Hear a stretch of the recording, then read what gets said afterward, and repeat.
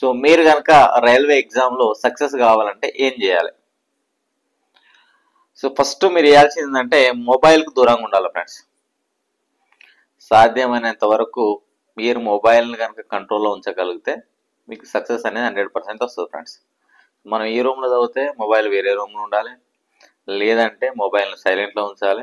So ఇంకా అన్నిటికంటే మంచి పద్ధతి ఏంటంటే మొబైల్ని స్విచ్ ఆఫ్ చేసేసేయాలి. మొబైల్కి దూరంగా ఉంటే మనకు ఖచ్చితంగా సక్సెస్ వచ్చేటటువంటి ఆస్కారం అయితే ఉన్నది ఫ్రెండ్స్. నెక్స్ట్ టీవీ కూడా దూరంగా ఉండాలి. టీవీలలో సీరియల్ కానీ, దాని తర్వాత క్రికెట్ మ్యాచ్లు కానీ, తర్వాత టీవీ షోస్ కానీ, సో బిగ్ బాస్ కానీ, శ్రీదేవి డ్రామా కంపెనీ కానీ, ఇట్లాంటి అన్నిటికీ దూరంగానే ఉండాలి. సో ఇట్లా దూరంగా ఉంటేనే మనకు సక్సెస్ వస్తుంది ఫ్రెండ్స్. Next friends. ఇప్పుడు మనం ఇన్ని రోజులు ఫ్రెండ్స్ తోటి మనం మంచిగానే తిరిగినాం, ఎంజాయ్ చేసినాం.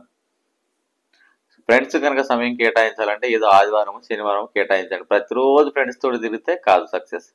అందుకనే ఫ్రెండ్స్ను కూడా ప్రాపర్గా యూటిలైజ్ చేసుకోండి. Next family members.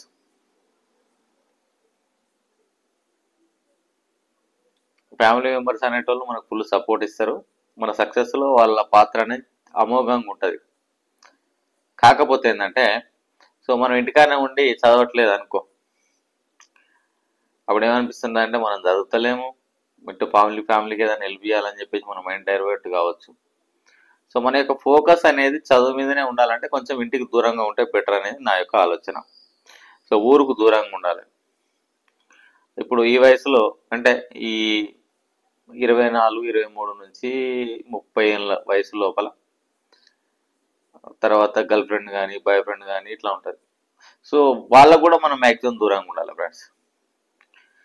నేను ఏదైనా జాబ్ కొట్టి లైఫ్లో సెటిల్ కావాలంటే వాళ్ళకు కూడా దూరంగా ఉండాలి, డిస్టెన్స్ మెయింటైన్ చేయాలి. ఇక వాళ్ళతోటి రోజు ఫోన్లు మాట్లాడుకుంటా చాటింగ్ చేసుకుంటా టైం పాస్ చేస్తే కుదరదు అనమాట. నెక్స్ట్ మనకు ఒక బర్నింగ్ డిజైర్ ఉండాలి ఫ్రెండ్స్.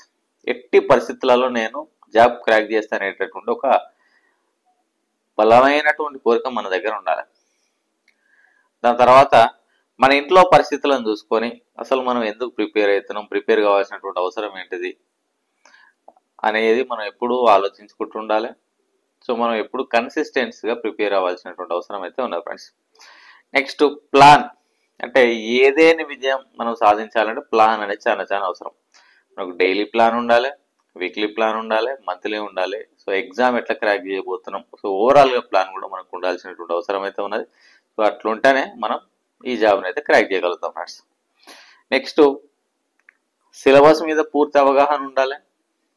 తర్వాత స్టాండర్డ్ బుక్స్ కొనుక్కొని ఆ పుస్తకాలు మాత్రమే చదివి వాటిని మాటికి రిపీట్ అయితే చేస్తూ ఉండాలి ఫ్రెండ్స్. సో సిలబస్ని అయితే అట్లీస్ట్ మినిమం 3 times రివైజ్ చేయాలి. అంటే సిలబస్ కాపీ అనుకునేరు.